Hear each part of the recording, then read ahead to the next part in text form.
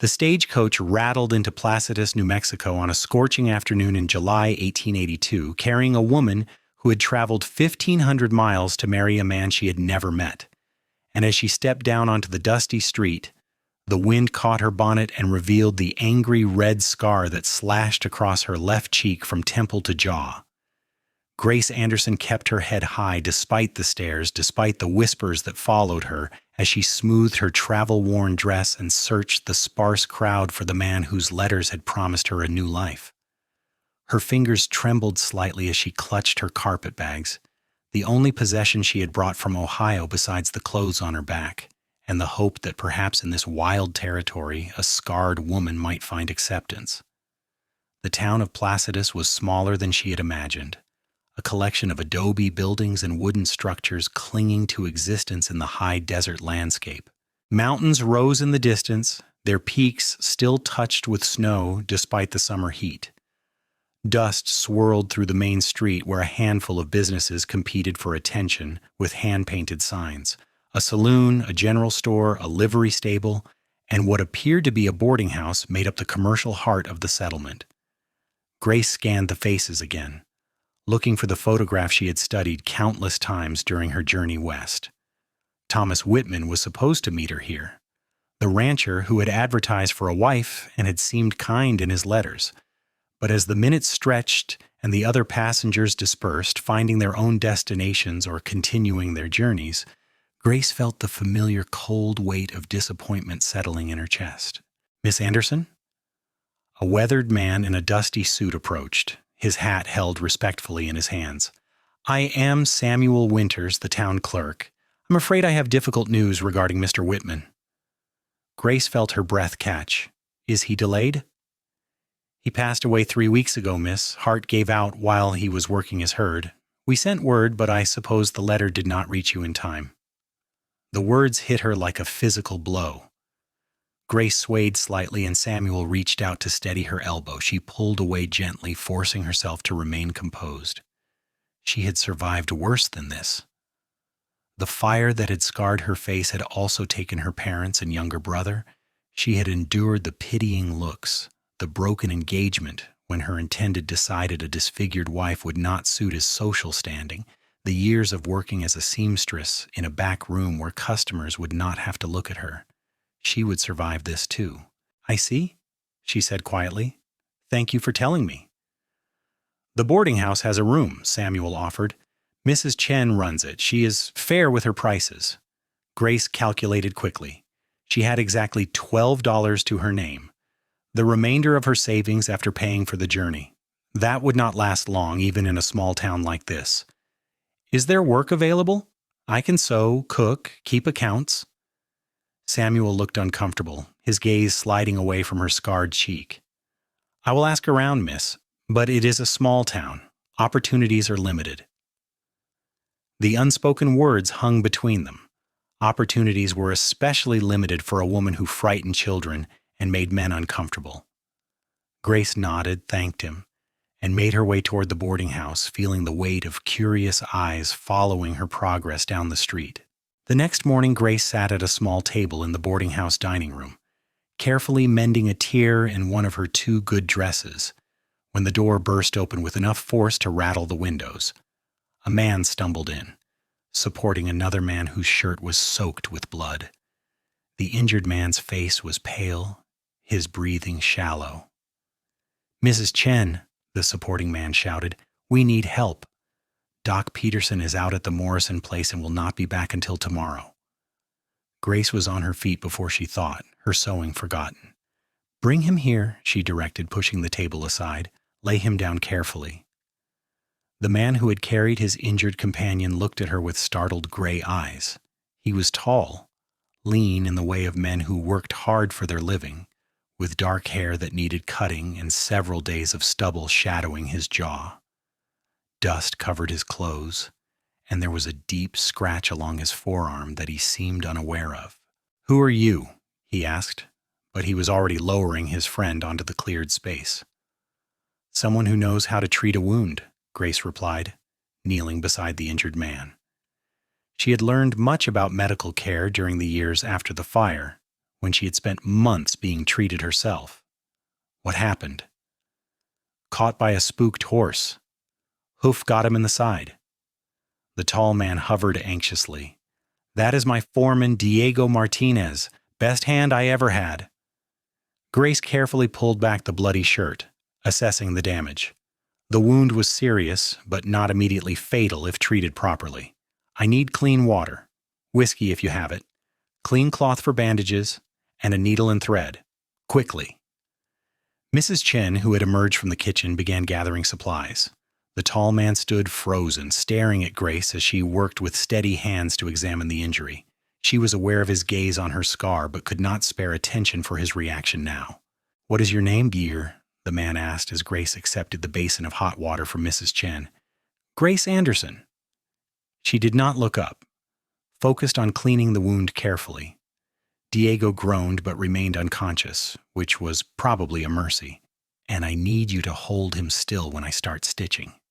This will hurt even in his current state. The man moved to position himself as directed, his hands large and surprisingly gentle as he braced Diego's shoulders. Ethan Pierce, he said. I own the Double Bar Ranch west of town. Diego has been with me for 5 years, cannot lose him. You will not lose him today if I can help it, Grace said, threading the needle she had been using for her mending. It would have to do. She poured whiskey over the wound, and then began the careful work of stitching torn flesh back together. Ethan Pierce watched her work with something like awe in his expression. Grace had cleaned the gash thoroughly, her fingers steady and sure despite the blood. She worked methodically, each stitch precise and even. She had learned this skill too in the months after her own injury, watching the doctor who had treated her burns asking questions when he would permit it. Where did you learn to do this? Ethan asked quietly as Grace tied off the final stitch. Necessity, Grace replied simply. She wrapped clean bandages around Diego's torso, securing them firmly but not too tightly. He needs to rest and stay still for at least a week. The wound must be kept clean and the bandages changed daily. Watch for fever or any sign of infection. He cannot stay here, Mrs. Chen said apologetically from the doorway. I have no room for an invalid, and I am not a nurse. Ethan looked troubled. The bunkhouse at my ranch is no place for a man recovering from this kind of injury. The other hands mean well, but they are cowboys, not nursemaids. Grace made a decision that surprised even herself. I will care for him. I have nowhere else to be, and he needs proper attention. Both Ethan and Mrs. Chen looked at her in surprise. Ethan's gray eyes searched her face, lingering for a moment on her scar before meeting her gaze directly. You would come out to my ranch to tend him? You do not even know me. I know you care about your foreman's welfare, Grace said, beginning to gather the medical supplies, and I know I need work. If you will pay me for my time and skills, I will see your friend through his recovery. Ethan was quiet for a long moment, studying her. Grace lifted her chin, meeting his gaze without flinching. She was used to being stared at, used to the calculations people made when they looked at her damaged face. But there was something different in Ethan Pierce's expression. Not pity, not revulsion, but a kind of thoughtful consideration. $20 for however long it takes, Ethan said finally. Room and board included naturally. If you are willing to help with cooking for the hands, I will add another $5. It was more money than Grace had expected, more than she could have hoped to earn in months of sewing in a town this size. Agreed, she said, but I will need supplies. More bandages, carbolic acid if you can get it, laudanum for the pain. I will get whatever you need, Ethan promised. Can he be moved now? Grace nodded, gently. Keep him as level as possible. Ethan had a wagon waiting outside, and with Mrs. Chen's help, they managed to transfer Diego without jostling him too badly. Grace climbed up beside the injured man, steadying him as Ethan took the reins. As they rolled out of Placitas toward the open range, Grace allowed herself one last look at the town where she had expected to begin her married life. Instead, she was heading to a cattle ranch to work as a nurse and cook. Life, she reflected, rarely went according to plan. The Double Bar Ranch spread across a valley between two ridges of hills, the landscape a mixture of grassland and scrub brush, interrupted by occasional cottonwoods marking the path of a creek. The ranch house was a sprawling adobe structure with a covered porch and shuttered windows. Several outbuildings clustered nearby, including a barn, a bunkhouse, and what appeared to be a smokehouse. Cattle dotted the distant hills, dark shapes against the tawny grass. Ethan pulled the wagon up to the main house and called out. A middle-aged woman emerged, wiping her hands on her apron. She had the weathered face of someone who had spent decades under the western sun, but her eyes were sharp and intelligent. "What happened?" she demanded, moving quickly to examine Diego. "Horse got him," Ethan explained. "This is Miss Grace Anderson. She patched him up in town and agreed to come out to help him recover. Grace, this is Rosa Martinez, Diego's mother and my housekeeper." Rosa's eyes widened. "My son," she began speaking rapidly in Spanish, her hands fluttering over Diego's pale face. Grace climbed down from the wagon. "He will be fine if we keep the wound clean and let him rest properly. The stitches will hold if he does not try to work too soon." Rosa looked at Grace for the first time, taking in her appearance, including the prominent scar. But the older woman's expression held no judgment, only fierce maternal concern. "You can help him?" "I will do everything in my power," Grace promised. Together they managed to get Diego into the house and settled in a small room off the kitchen that Rosa said was normally used for storage. It had a window that could be opened for fresh air and was close enough that Rosa could check on her son frequently. Grace made sure Diego was comfortable, elevated slightly to ease his breathing, and checked his pulse and temperature. "He is strong," Grace told Rosa. "That is in his favor, but the next few days will tell us whether infection sets in." Rosa gripped Grace's hand suddenly, her calloused fingers surprisingly strong. "Thank you," she said with fierce intensity. "Thank you for helping my boy." Grace felt an unexpected warmth spread through her chest. "I'm glad I was there." Ethan showed Grace to a small room on the second floor of the ranch house. It was simply furnished with a bed, a washstand, and a trunk for storage, but it was clean, and the window looked out over the valley toward the mountains. After the cramped boarding house room, it felt almost luxurious. "Rosa will bring you water for washing," Ethan said from the doorway.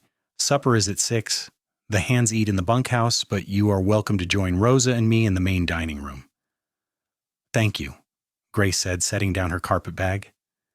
She was suddenly exhausted, the events of the day catching up with her.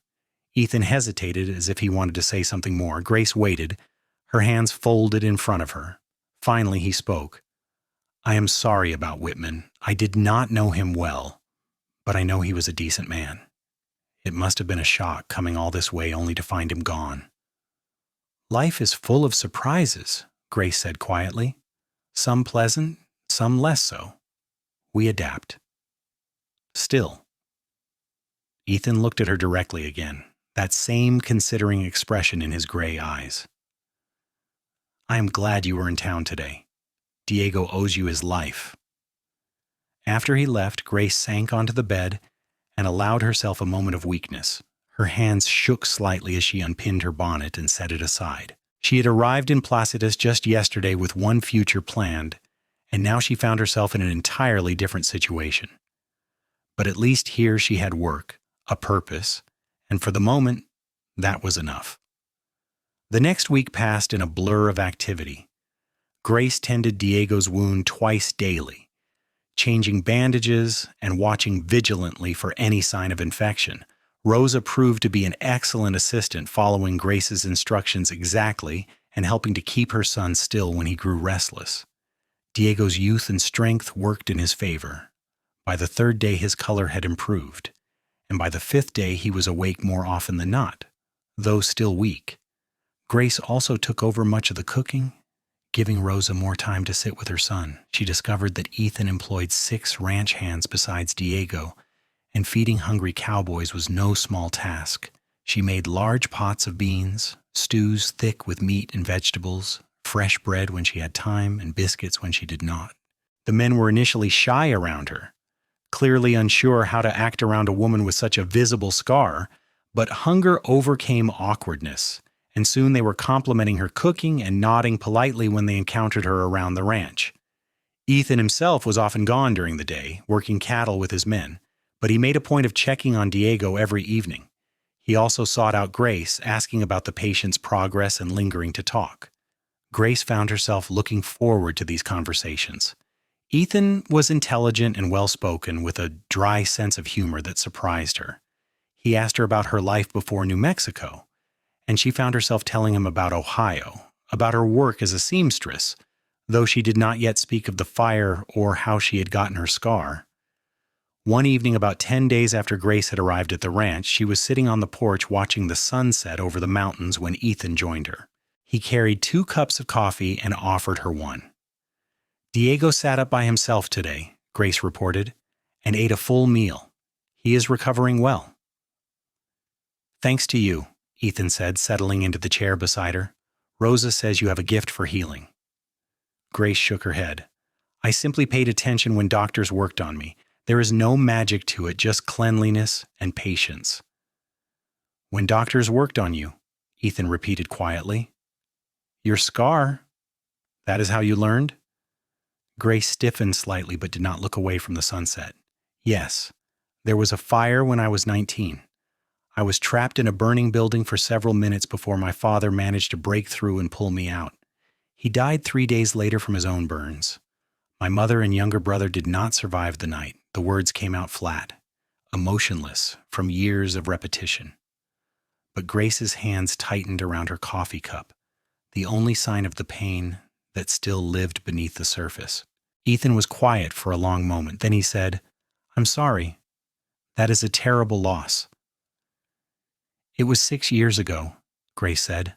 "I survived. That is more than many can say." "Survival is not the same as living," Ethan observed gently. Grace finally turned to look at him, surprised by his insight. In the golden light of the setting sun, his face was all planes and angles, strong features that spoke of determination and hard work, but his eyes were kind. And when he looked at her, he looked at all of her, not just the scar. "No," she agreed softly. "It is not. I think I forgot that for a while. After the fire, after my betrothed decided he could not marry a disfigured woman, I just existed. I worked. I saved money. I went through the motions. When I saw Mr. Whitman's advertisement, I thought perhaps coming west might give me a chance to actually live again. And instead you found yourself nursing a wounded cowboy on a ranch in the middle of nowhere," Ethan said. Grace surprised herself by smiling. "Yes, but I find I do not mind. This place, this work, it feels right somehow." Ethan returned her smile, and Grace felt something warm unfurl in her chest. "I am glad," he said simply. Over the following weeks, as Diego continued to recover and eventually began moving around with increasing confidence, Grace found herself settling into life at the Double Bar Ranch with surprising ease. She had expected the work to be temporary, a brief interlude before she returned to Placitas to find more permanent employment. But Ethan made no mention of her leaving, and Rosa treated her like a member of the family rather than hired help. Grace discovered that she genuinely enjoyed the work. Beyond tending Diego and cooking, she found herself taking on other tasks. She mended clothes for the ranch hands, helped Rosa with the vegetable garden, even assisted with some of the lighter ranch chores. The physical labor was exhausting but satisfying in a way her sedentary seamstress work had never been. And there was Ethan. They fell into a pattern of evening conversations on the porch, sharing coffee and watching the sun paint the mountains in shades of orange and purple. Ethan told her about building the ranch from nothing over the past 8 years, about the challenges of ranching in this harsh but beautiful land. Grace shared more about her past, gradually opening up in a way she had not with anyone since before the fire. One evening in late August, nearly 6 weeks after Grace had arrived, Ethan was unusually quiet as they sat together. Grace noticed him glancing at her several times, as if working up the courage to say something difficult. "Is something wrong?" she finally asked. Ethan set down his coffee cup and turned to face her more fully.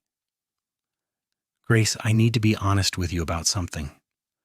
When I brought you here to tend Diego, I had no ulterior motives. I truly just needed help for an injured man. But these past weeks getting to know you, I have found myself developing feelings that I did not expect. Grace's heart began to beat faster. What kind of feelings? Romantic feelings, Ethan said bluntly. I think you are remarkable, Grace.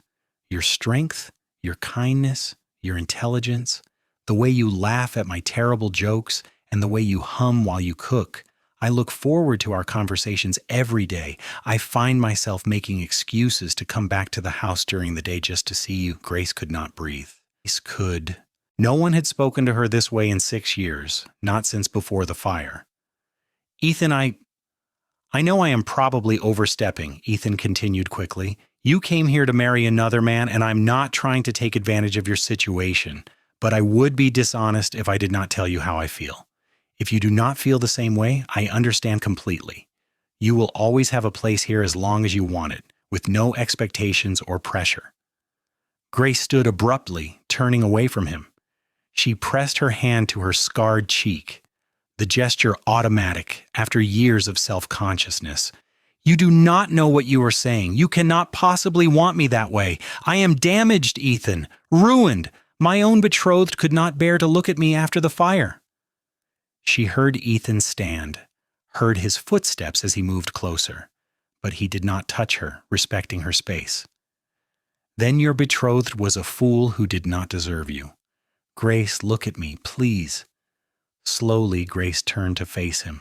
Tears threatened at the corners of her eyes, though she fought to keep them from falling. Ethan stood close enough that she could see the sincerity in his expression. I see you, Ethan said softly, us, all of you.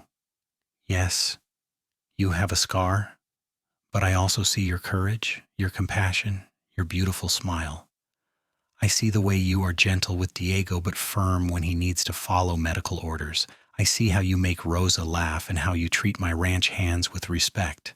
I see a woman who traveled 1,500 miles alone to start a new life, who adapted when that life fell apart, who jumped in without hesitation to save a stranger's life. He reached out slowly, giving her plenty of time to pull away, and gently touched her scarred cheek with his calloused fingertips. The touch was feather-light, reverent. This scar tells me you are a survivor. It tells me you are strong, and it does not diminish your beauty one bit. You are beautiful, Grace Anderson, inside and out. A tear escaped, rolling down Grace's cheek. Ethan caught it gently with his thumb. I do not expect you to return my feelings immediately, he said. I just needed you to know that someone sees you for who you really are and thinks you are extraordinary. Grace felt as if something frozen inside her was beginning to thaw. She had believed herself unlovable for so long, had accepted that her future held nothing but loneliness and work. The possibility that someone, especially someone like Ethan, could care for her seemed almost too wonderful to believe. I do not know what to say, she whispered. You do not have to say anything, Ethan assured her. Just think about it. Think about whether you might be willing to give us a chance. That night, Grace lay awake in her small room, replaying the conversation over and over. She thought about Ethan's kindness, his honesty, the way he looked at her without flinching. She thought about how she felt when she was with him, how the conversations flowed easily, how she found herself smiling more in his presence. And she thought about the gentle way he had touched her scar and called her beautiful, as if he truly meant it. Over the next few weeks, Grace allowed herself to open up to the possibility of a relationship with Ethan. It was terrifying and exhilarating in equal measure.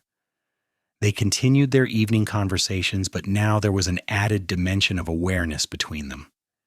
Ethan would sometimes reach for her hand as they talked, and Grace learned to accept the touch without pulling away. They took walks together around the ranch, and Ethan showed her his favorite spots, a hidden grove of cottonwoods by the creek, a high point that offered a spectacular view of the valley. One afternoon in early September, Ethan taught Grace to ride. She had never been on a horse before, and her initial terror gave way to delight as she got used to the rhythm of the animal's gait. Ethan was patient and encouraging, riding beside her as they explored the ranch lands at a sedate walk. "You are a natural," he said, grinning at her obvious pleasure. "Soon you will be galloping with the best of them." "I doubt that," Grace laughed. "But this is wonderful. I never imagined how freeing it would feel." They paused on a ridge overlooking a valley where cattle grazed peacefully. The September air was beginning to carry a hint of the coming autumn, crisp and clear. Ethan dismounted and helped Grace down, his hands warm on her waist. "Grace," he said, suddenly serious, "these past months with you here have been the happiest of my life. I know it has not been long, but I'm not getting any younger, and I know what I want." Grace's heart began to race. "What do you want?" "I want you to stay, permanently. I want to court you properly with the intention of marriage if you will have me. I want to wake up every morning knowing you will be there. I want to build a life with you, raise children if you are willing, grow old together on this ranch." He took her hands in his gray eyes intense. "I love you, Grace. I think I started falling in love with you that first day when you worked so calmly to save Diego's life.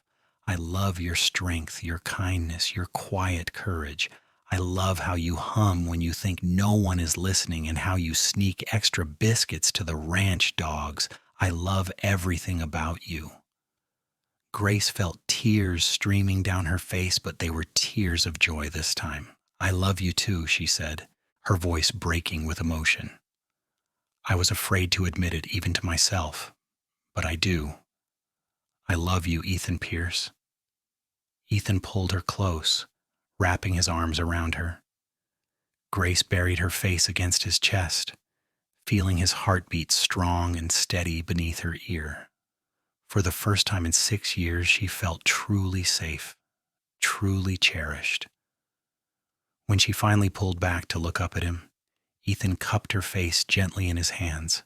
He leaned down slowly, giving her time to pull away if she wanted, but Grace met him halfway.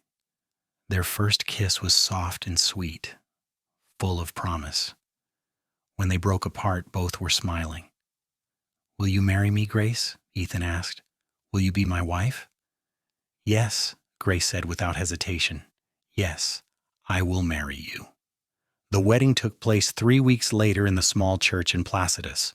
It was a simple ceremony attended by Rosa and Diego, the ranch hands, and a handful of townspeople who had gotten to know Grace during her occasional trips to town for supplies. Grace wore a new dress that she had sewn herself from fabric Ethan insisted on buying for her, a soft blue that matched her eyes. As they stood before the minister and exchanged their vows, Grace could hardly believe this was real.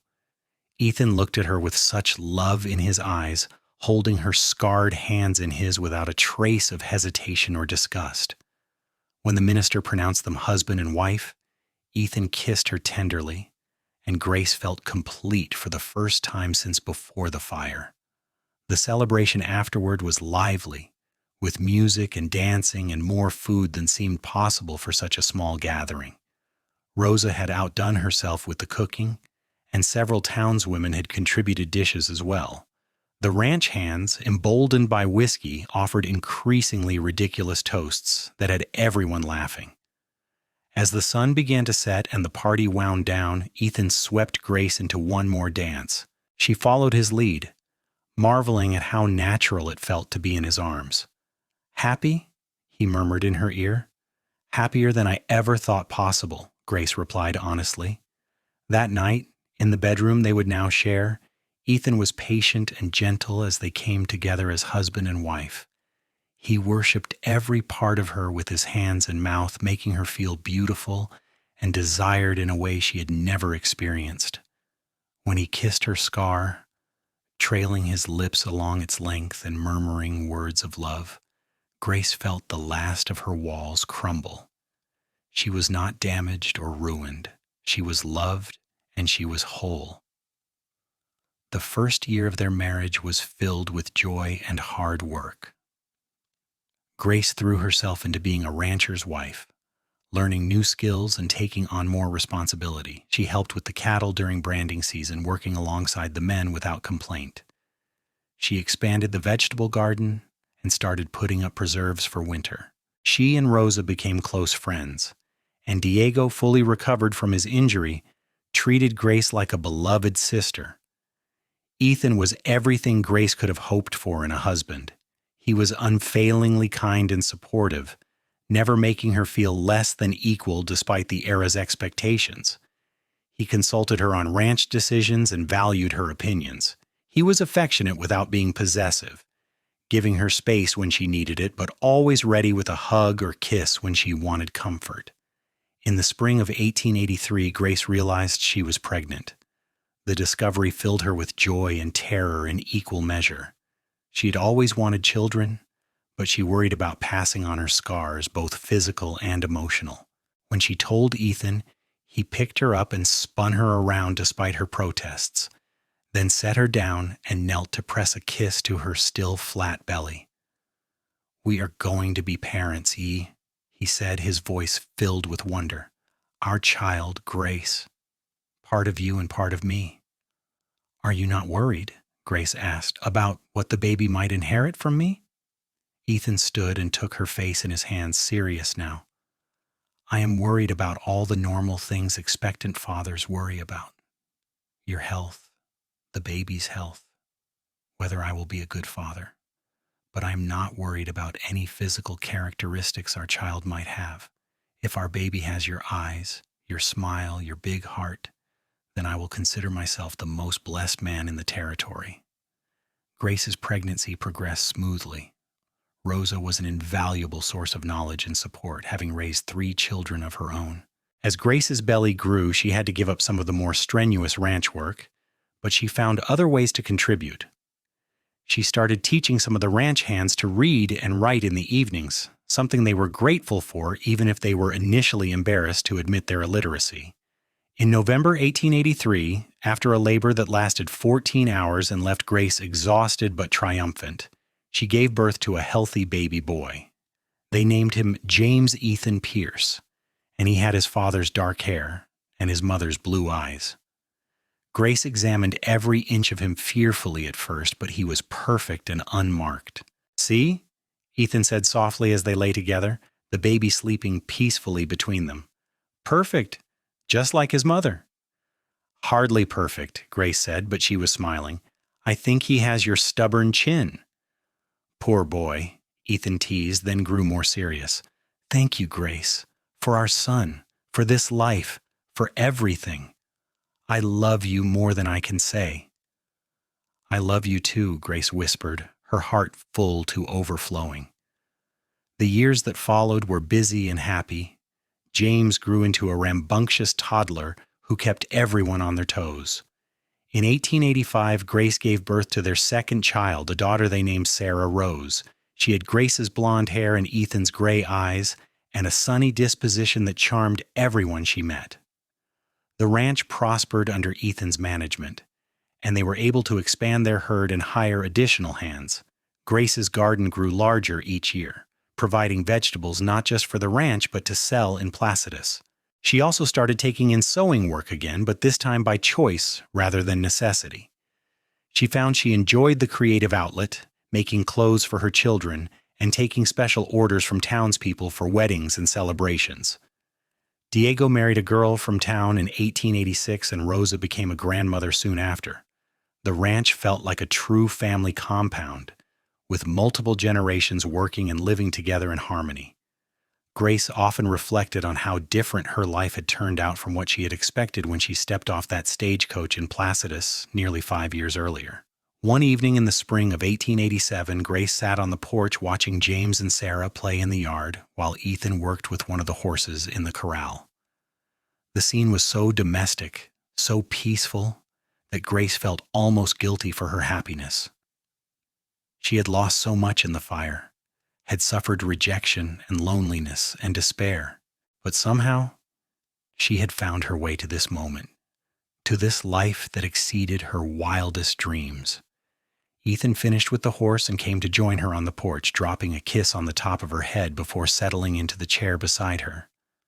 "What are you thinking about?" he asked, taking her hand in his. "Everything," Grace said. "How I ended up here. How different things could have been." Any regrets? Ethan asked quietly. Grace turned to look at him, this man who had seen past her scars to the person beneath who had loved her when she had not believed herself lovable. Not a single one, she said firmly. Well, maybe I regret not meeting you sooner. Ethan smiled and brought her hand to his lips, pressing a kiss to her knuckles. We found each other exactly when we were meant to. Everything before was just the path leading us to this moment. Philosophical today, are we? Grace teased. Marriage to you has made me deep, Ethan said solemnly, then ruined the effect by grinning. They sat together in comfortable silence, watching their children play as the sun sank lower in the sky. James was showing Sarah how to stack stones, though her coordination at 2 years old meant the towers kept falling. But he patiently helped her rebuild each time, his small face serious with concentration. He is going to be a good big brother, Grace observed. Like his mother is a good mother, Ethan said, and wife and partner and friend. Flatterer, Grace said, but she was smiling. Just honest, Ethan replied. He grew more serious, squeezing her hand gently. Grace, I do not say it enough, but I am grateful every day that you came into my life. You have made me happier than I ever thought possible. You have given me a family, a real home. This ranch was just a place I worked before you. Now it is where I belong because you and the children are here. Grace felt tears prick her eyes. Even after years together, Ethan's words could still move her. You saved me, she said quietly. That day in Placitas, I was lost. I had given up on the idea that I could have a real life, real love. And then you looked at me like I was not broken, and everything changed. You were never broken, Ethan said firmly. Hurt, yes, but never broken. You just needed someone to see you clearly. As if on cue, Sarah toddled over to the porch, her chubby arms outstretched. Mama, up! Grace scooped her daughter into her lap, inhaling the sweet scent of sunshine and grass that clung to her hair. James followed more slowly, climbing into Ethan's lap with the easy confidence of a child who had never known anything but love and security.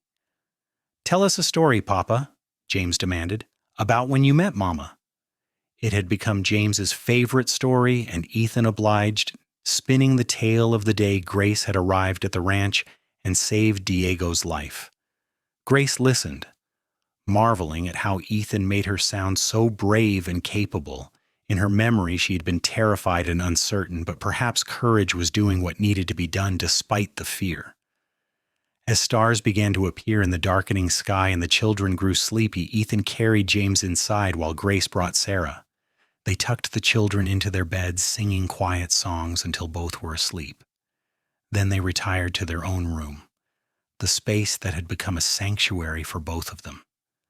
Later, as they lay tangled together in the darkness, Ethan traced the line of Grace's scar with gentle fingers.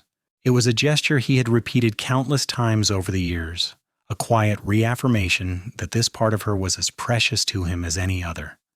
Beautiful, he murmured, as he had that first time he told her he loved her. My beautiful Grace. And Grace, who had once believed that word could never apply to her again, accepted it as truth. Not because the scar had faded or become less noticeable, but because she had learned that beauty was about so much more than an unmarked face. It was in kindness and strength, in love freely given and gratefully received. It was in the life she and Ethan had built together, the family they had created, the partnership they nurtured every day. In 1889, Grace gave birth to their third child, another boy they named Thomas, after the man whose advertisement had inadvertently brought Grace to New Mexico. It seemed fitting somehow, a way of honoring the path that had led her to Ethan. Thomas had reddish hair that surprised everyone, though Rosa assured them it must have come from some distant relative. The Double Bar Ranch continued to thrive. By 1890, it was one of the most successful operations in the territory. Ethan's reputation for fair dealing and quality cattle spread, and he was able to command premium prices for his herd. But success did not change him. He remained the same steady, kind man Grace had fallen in love with. though perhaps with a few more gray hairs and smile lines around his eyes. Grace found new ways to contribute to the community beyond the ranch. She started a school for the children of ranch hands and nearby homesteaders, teaching reading, writing, and arithmetic in a small building Ethan had built for the purpose.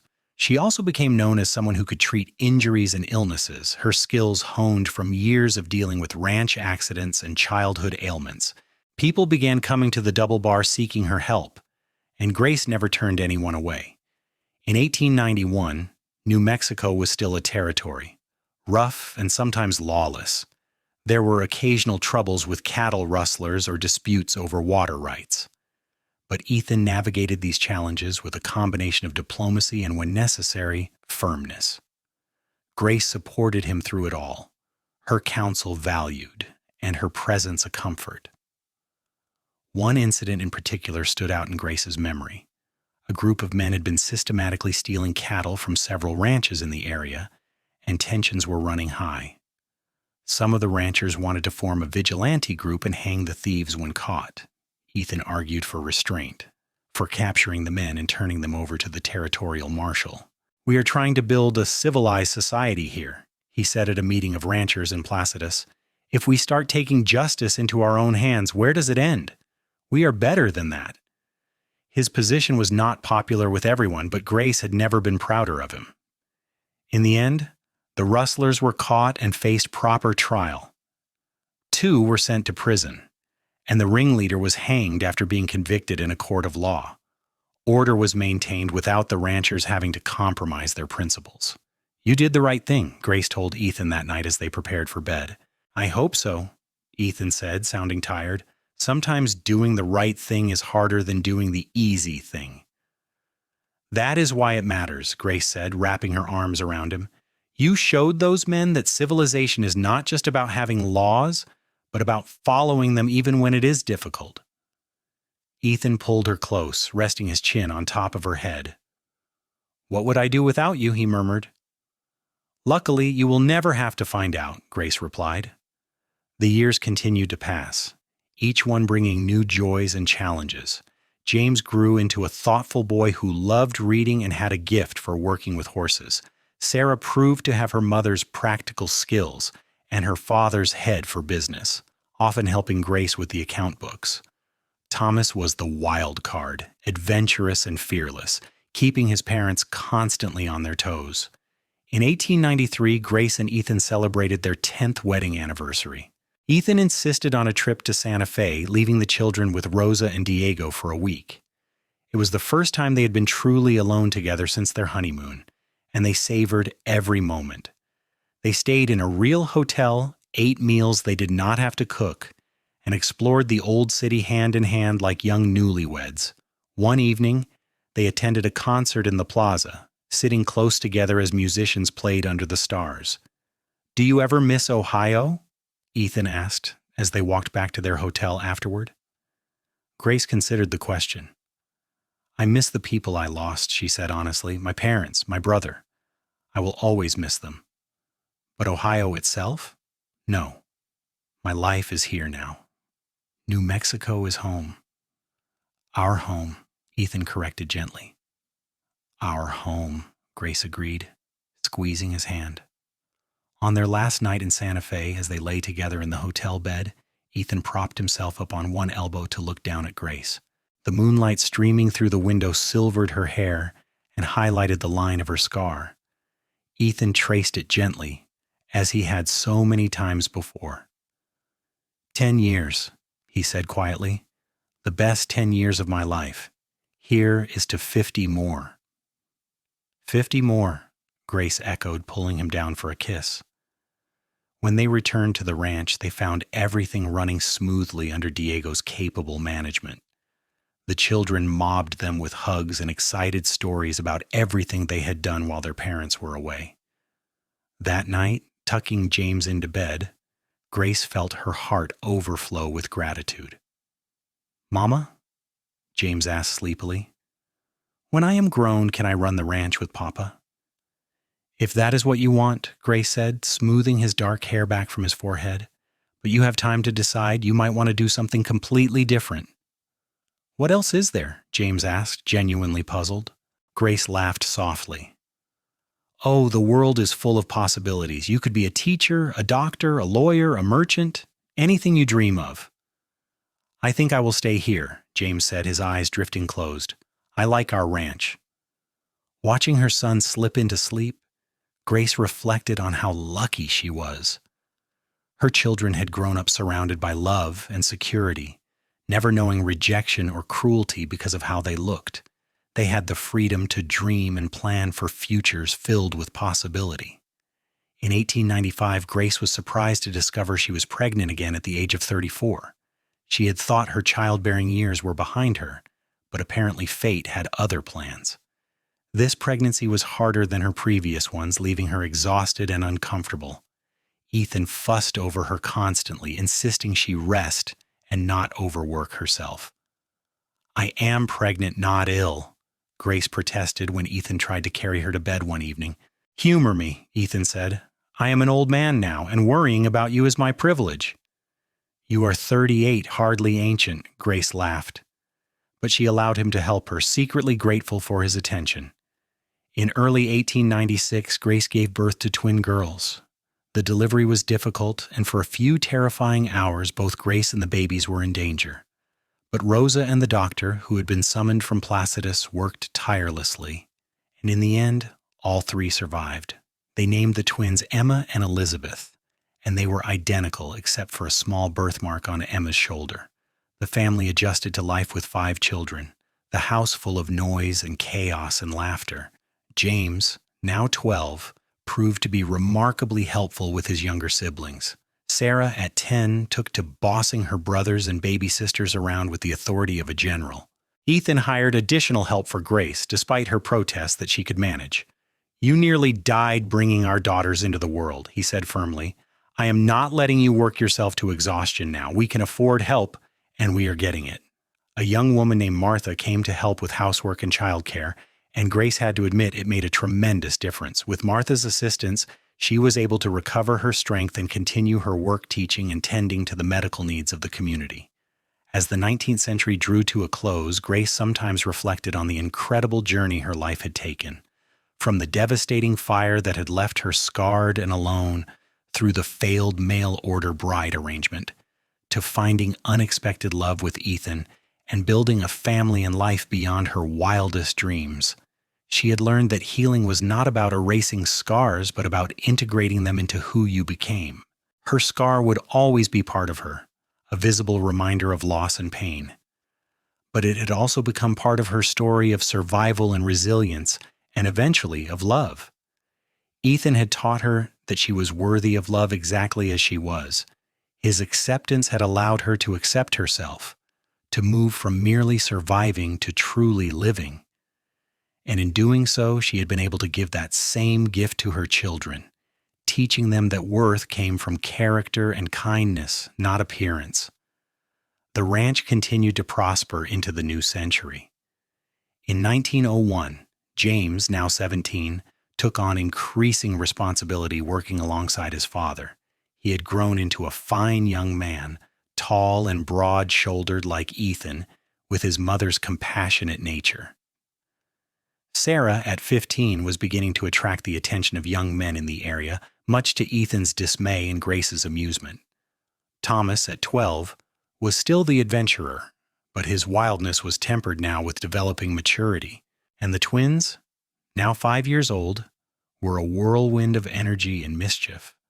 One evening in the spring of 1902, Grace and Ethan sat on their porch as they had countless times before, watching the sunset paint the mountains gold and crimson. 20 years had passed since Grace had arrived in New Mexico, 19 since their wedding. Both showed the marks of those years.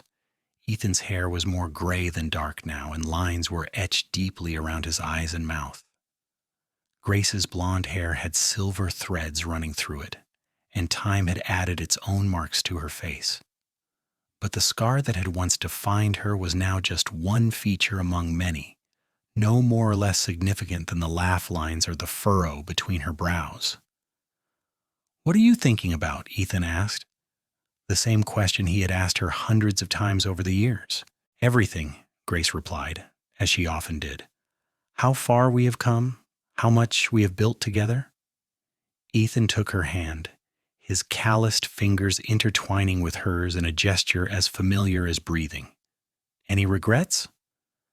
"Not a single one," Grace said, as she always did. "Well, maybe that we did not meet sooner." "We met exactly when we were supposed to," Ethan replied, their old refrain. He raised her hand to his lips and kissed it gently. "I love you, Grace Pierce, just as much today as I did when I first told you, maybe more." "I love you too," Grace said, her voice thick with emotion. "Thank you for seeing me when I could not see myself. Thank you for teaching me that I was worthy of love." "You taught me just as much," Ethan said seriously. "You taught me about courage and resilience. You taught me that strength comes in many forms. You made me a better man, Grace." They sat in comfortable silence as darkness fell and stars emerged one by one in the vast New Mexico sky. From inside the house came the sounds of their children, the life they had created together. It had not been an easy path that brought them to this moment. Both had known loss and pain, but somehow they had found each other in a dusty town in the middle of nowhere, and from that chance meeting had grown something beautiful and enduring. Grace thought about the frightened young woman who had stepped off the stagecoach 20 years ago, scarred and alone and uncertain of her future. That woman had believed herself damaged beyond repair, unworthy of love or happiness. Grace wished she could go back and tell her younger self that everything would be all right, that the scar that seemed so important would fade in significance compared to all the good that was coming. She wished she could tell her that she would find a man who would kiss that scar and call her beautiful, and mean it with his whole heart. But perhaps that younger Grace had needed to walk that difficult path to become the woman she was now. Perhaps all the pain and rejection had been necessary to help her recognize and appreciate the gift when it finally arrived. "What are you smiling about?" Ethan asked, noticing her expression. "Just remembering the day we met," Grace said. "You and Diego bursting into the boarding house, me covered in blood, you looking at me like I was performing a miracle." "You were," Ethan said simply. "You saved Diego's life that day. And in a way, you saved mine too." "I think we saved each other," Grace said softly. Ethan leaned over and kissed her, sweet and gentle. When they pulled apart, he rested his forehead against hers. "Here is to 20 more years," he murmured, "and 20 after that if we are lucky." "That is my prayer every day," Grace replied. As they sat together under the stars, Grace reflected on the truth she had learned over the course of her remarkable life. Beauty was not about perfection or unmarked skin. It was about how you lived, how you loved, what you built with your time on earth. It was in the laughter of children and the comfort of a partner's hand in yours. It was in hard work rewarded and kindness freely given. It was in forgiving yourself and accepting that scars, whether visible or hidden, were simply part of being human. She had arrived in New Mexico expecting to marry a stranger and make the best of a practical arrangement. Instead, she had found true love with a man who saw her completely and loved her not despite her scars, but as a whole person who happened to have them. Together, they had built a life richer than Grace had ever dared to imagine. They had raised children who would carry their values forward into the new century. They had created a home that was a refuge not just for their family, but for the wider community. The years that followed were good ones. James took over more and more of the day-to-day operations of the ranch as Ethan gradually stepped back, though he never fully retired. Sarah eventually married a young lawyer from Santa Fe, a kind man who treated her with respect and made her happy. Thomas, true to his adventurous nature, left for a few years to work on cattle drives and see more of the country, but eventually returned to the Double Bar, declaring there was no place he would rather be. The twins grew into lovely young women, different as night and day in personality but devoted to each other. Grace and Ethan became grandparents in 1907 when Sarah gave them a grandson. More grandchildren followed over the years, filling the ranch with new generations of laughter and life. Grace found she loved being a grandmother, able to spoil the children, and then send them home to their parents when they grew fussy. As Ethan and Grace entered their 60s, they gradually passed more responsibility to their children, but never fully stopped working. The ranch was in their blood, and they could not imagine life without it. They still took their evening walks when weather permitted, still sat on the porch watching sunsets, still reached for each other in the night. In the summer of 1912, the Double Bar Ranch celebrated 30 years of operation with a large gathering. Friends and neighbors came from all over the territory. Now a state after New Mexico achieved statehood in January of that year. There was music and dancing, food and drink, stories and laughter. Grace, now 51 years old, moved through the crowd in her best dress, greeting friends and accepting congratulations on the ranch's success. At one point, she found herself standing with a group of younger women, wives of ranch hands and neighboring homesteaders.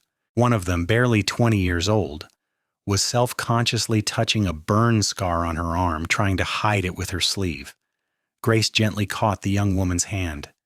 "Do not hide it," she said kindly. "Your scar is part of your story, and you do not need to be ashamed of it." The young woman looked at Grace's face, at the prominent scar that Grace had long since stopped trying to conceal. "But people stare," she said quietly. "Let them," Grace replied. "The people who matter will see past it to who you really are. And if they cannot, then they are not worthy of your concern."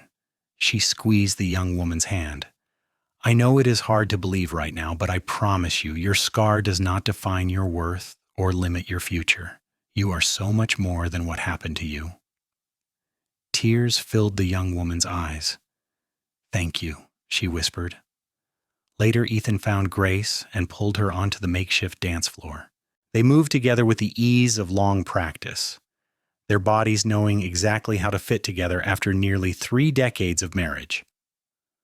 "I saw you with young Mary," Ethan said. "That was kind of you." "I remember what it was like," Grace said simply, "feeling like my scar was all anyone could see. If I can help someone else feel less alone, it is the least I can do." "You have helped so many people over the years," Ethan said, "with your medical skills, your teaching, your simple kindness. I'm so proud of you, Grace." "We have helped people," Grace corrected. "This ranch, this life, it is something we built together. I could not have done any of it without you." As the evening wore on and the stars came out, Grace found herself standing at the edge of the gathering, watching her family and friends celebrate. Her children danced with their spouses and tried to corral her energetic grandchildren. Rosa, now in her 70s but still sharp as ever, held court with a group of older women, no doubt sharing stories from the old days. Ethan stood talking with James and Thomas, 3 generations of Pierce men discussing ranch business. This was her legacy, Grace realized, not just the land or the cattle or the buildings, but the people and relationships and community they had fostered. She had come to New Mexico broken and alone, believing herself damaged beyond repair. But she had found healing in love and work and purpose. She had learned that true beauty came from within, that scars were simply evidence of survival, that every ending carried the seeds of a new beginning. Ethan caught her eye across the crowd and smiled, that special smile he reserved just for her. Grace smiled back, her heart full. They had been given a gift, she and Ethan, a second chance when both had needed it most. They had taken that gift and built something lasting, something meaningful. As the celebration continued into the night, Grace sent up a silent prayer of gratitude. For this life, this love, this family. For the chance to start over in a dusty New Mexico town. For a cowboy who had looked past her scars and seen the woman beneath. For every moment of joy and challenge that had led her to this place. The years continued to pass as they always did. Grace and Ethan grew older but remained devoted to each other and to the life they had built. They watched their children raise families of their own, saw their grandchildren grow and begin to make their own marks on the world. The Double Bar Ranch endured through good times and bad, through droughts and market fluctuations, through all the changes that came with the new century. In 1922, Grace and Ethan celebrated their 40th wedding anniversary surrounded by their children, grandchildren, and even a few great-grandchildren. They were both in their 70s now, slowed by age but still mentally sharp and engaged with life. The party was held at the ranch, of course, the place that had been home for so long. That evening, after the last guests had departed and the house had grown quiet, Grace and Ethan made their way slowly to their bedroom. Ethan helped Grace with her dress as he had thousands of times before, his movements careful with her aging body. They climbed into bed together, fitting against each other in the way perfected over 4 decades. 40 years, Ethan murmured, his breath warm against Grace's ear. Who would have thought when Diego got kicked by that horse that it would lead to this? God works in mysterious ways, Grace replied, a smile in her voice.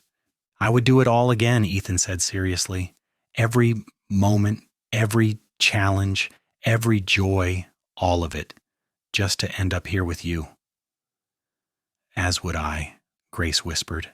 You gave me a life beyond my wildest dreams, Ethan Pierce. You taught me that I was worthy of love. You taught me what love really means, Ethan countered. True partnership, unwavering support, choosing each other every single day. They drifted off to sleep in each other's arms, as they had for 40 years. Grace lived to see her 75th birthday in 1926, still sharp-minded, though her body had grown frail. Ethan, 2 years older, remained by her side constantly, as devoted as he had been when they were young. They spent their days sitting together on the porch when weather allowed, watching the comings and goings of ranch life, visited frequently by children and grandchildren who adored them. Ethan passed away peacefully in his sleep in early 1927, just shy of his 80th birthday. Grace held his hand as he drew his last breath, tears streaming down her weathered face. Even at the end, even through her grief, she was grateful. They had been given more years together than most couples dared to dream of, and every one of those years had been precious. Grace followed her beloved husband 18 months later, in the summer of 1928. She died in the bedroom they had shared for 45 years, surrounded by her children. Her last words were of Ethan, and those present said she smiled as she spoke his name one final time. They were buried side by side in the small cemetery in Placitas, their graves marked by simple headstones. Grace's read, Grace Anderson Pierce, 1851-1928. Beloved wife, mother, grandmother, healer, and friend. She taught us that true beauty comes from within. The Double Bar Ranch continued under the management of their descendants, the legacy of Grace and Ethan living on in the land they had loved and the family they had built. And sometimes on quiet evenings when the sun set over the mountains in shades of gold and crimson, people said you could still feel their presence, 2 souls who had found each other against all odds and built something lasting from love and determination and unwavering faith in each other.